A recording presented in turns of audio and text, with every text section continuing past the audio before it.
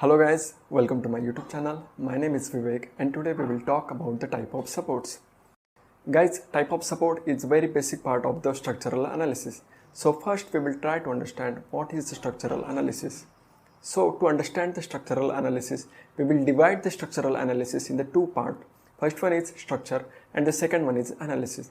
So guys, what is the structure?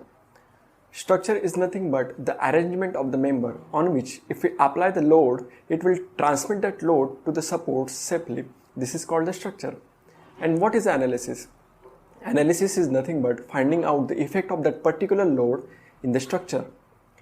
In other words, analysis is nothing but finding out the bending moment, shear force and the reaction at the support due to that particular load in the structure. Guys, we do structural analysis to ensure the safety of our structure. We know due to the particular load, there will be the deflection, there will be the cracking, there will be the stress in the particular structure. But all those things should be within the permissible limit. That is why the structural analysis is very important. Next question is, when the structural analysis should be done? Structural analysis can be done during the design, during the testing or after the construction also. So guys, this was all about the structural analysis. Now we will talk about the type of supports.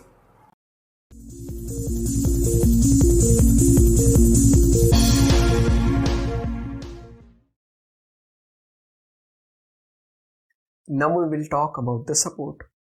So what is support? It is nothing but the arrangement that restricts the movement of any point in the structure. Most important thing to remember here is reaction at the support is due to restriction of movement. So the direction of the reaction at the support is always in the opposite direction of the movement. So in the structural analysis, when we will talk about the moment at the support, it will be the reactive moment generated at the support due to the load. And if there is no restriction to the rotation, reactive moment at the support will be equal to 0. These are the types of support. First one is roller support, second one is hinge support, third one is fixed support, fourth one is guided roller support, fifth one is vertical shear hinge support. Now we will discuss them in detail. So the first one is roller support. If we keep roller on the surface, then they are free to translate and rotate along the surface. We will see that in detail later. Suppose a beam is resting on the roller support and P amount of the force is acting on the beam in vertically downward direction, then due to that P force at the roller support, reaction force will be generated. Force is acting in the vertically downward direction, so roller support will try to oppose that movement and it will generate equal amount of force in the vertically upward direction, that is Ry. As we discussed before, roller supports are free to rotate and translate along the path. Hence, reaction force and reactive moment in the roller in that direction will be 0. As there is no reactive moment and reaction force in x direction, we can say that number of possible displacement in roller supports are delta x and theta. Now we will see how it actually happens. Suppose on the same beam, inclined load is acting, and we know that if it is inclined force, then it will have two components. One in x direction, that is p cos theta, and other one is in y direction, that is p sin theta. As we know that roller restricts the movement in vertical direction, then due to the p sin theta, there will be the reaction in y direction which is equal to Ry, and its magnitude will be equal to p sin theta. But p cos theta component will act on the beam in the horizontal direction and roller can't resist the movement in x direction. So beam will just slide away due to the p cos theta force, as the reaction is 0 in x direction. In another case, when the load is acting on the roller support, as the reactive moment in the roller support is 0, Beam will freely rotate through angle theta due to the load. Another type of the roller support is inclined roller support. It is similar to the roller support. It will generate the reaction in direction perpendicular to support in inclined direction. So, total reaction component in this support will be 1. Next one is hinge support. Hinge support is also called as the pinch support. Hinge support works like a scissor. It allows to rotate the beam when the load is acting on it. As it allows the rotation of the beam when the load is acting, reactive moment in the hinge support will be equal to 0. We denote the hinge support like this too. Hinge support restricts the movement of the beam in x direction, so it will generate the reaction component in x direction. Hence, total reaction component in the hinge support will be 2, and number of possible displacement will be 1, that is theta. So, let's see how it really happens. Suppose when inclined force is acting on the beam, it will generate two reaction components, that is p cos theta and p sin theta. As it restricts the movement in y direction, we know due to the p sin theta, there will be the reaction at the support in upward direction, that is ry, and its magnitude will be equal to p sin theta.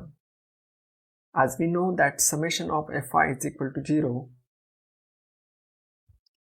now when p cos theta will act on the beam, hinge will oppose its movement by generating reaction force in x direction, and it will act opposite to p cos theta, and it will have magnitude equal to p cos theta. Now in another case, as we know, the hinge allows rotation of the beam, hence due to the load, the beam will have deflection which is equal to angle theta.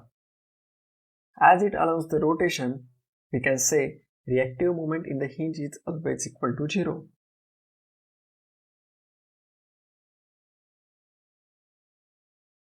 Next one is fixed support. In this image, you can see the beam is totally fixed in the support. As the name suggests, movement of the beam at the fixed support is restricted in all directions.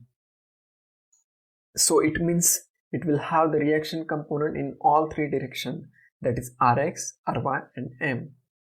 And therefore number of possible displacement component will be equal to 0 at the fixed support.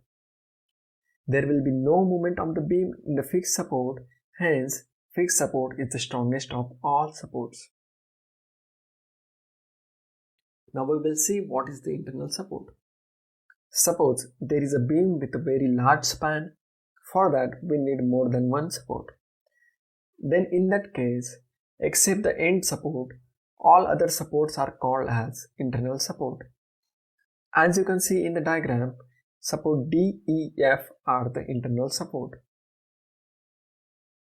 What is internal hinge support? Internal hinge is similar to the hinge support as it resists the translation and allows the rotation of the beam.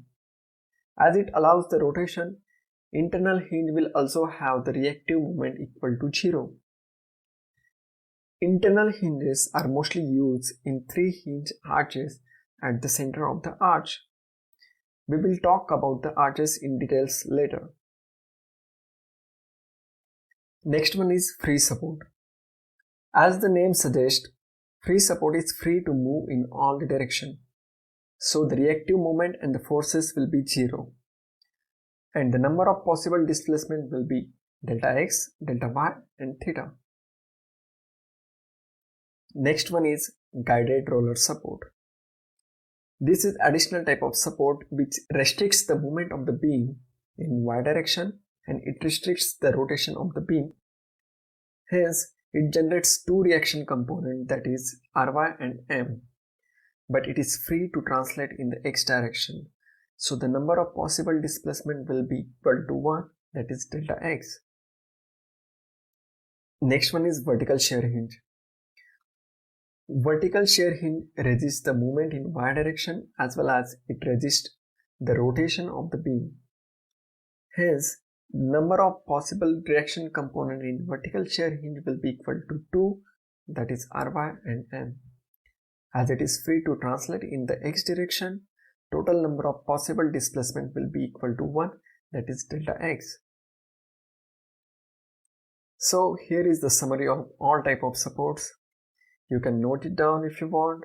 So guys, this was all about the supports. If you like this video, then please like and subscribe my channel for more interesting videos.